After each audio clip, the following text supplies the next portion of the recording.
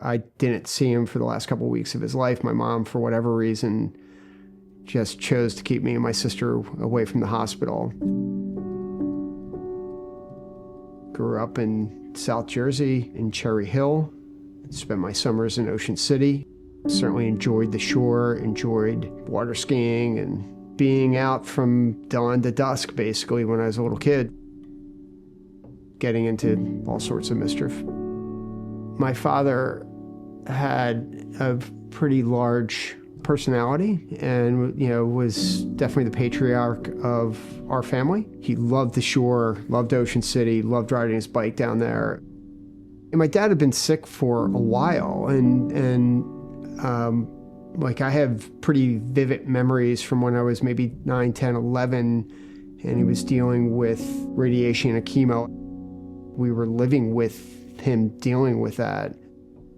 Christmas in '77 was like a celebration. My dad had finally been, he was totally healthy and, been in remission for a while, and we're like, okay, this is great. And we bought my mom and him new bikes for Christmas. I just, have very vivid memories of that Christmas being quite joyful.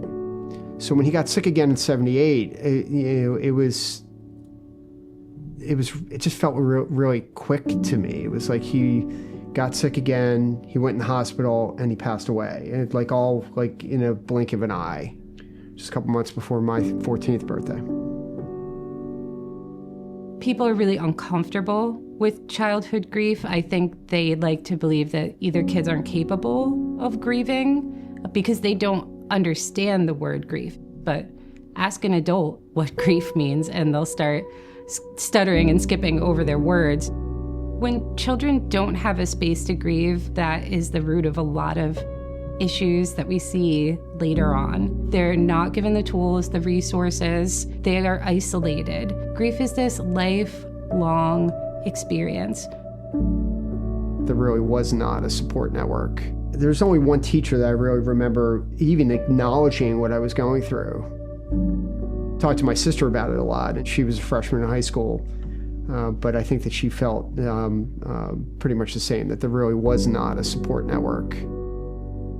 When I was in 8th grade, I was I was definitely getting into trouble. I'm certain that was reaction, at least in part, to my situation. What we can do is be there for them. We can listen. We can companion them. We can walk alongside them. But the one thing we can't do is fix it. But we can hold space.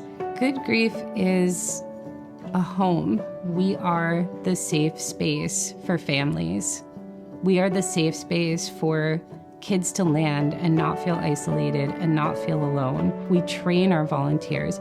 We train our staff to step into those uncomfortable spaces that society tends to stigmatize and want to push aside and not think about.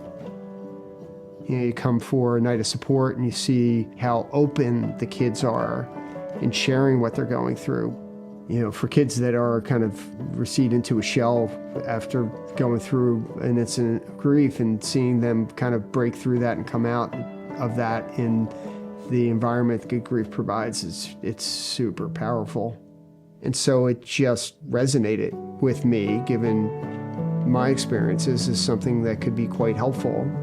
To the extent that we can have the funding to help even one kid or one family get to a better place and be more productive, that's what's at stake. You impact one kid, one family at a time, and that's enough. And then you start stacking that up, one on top of the other, and then you do have real impact. But it starts with one kid, one family at a time.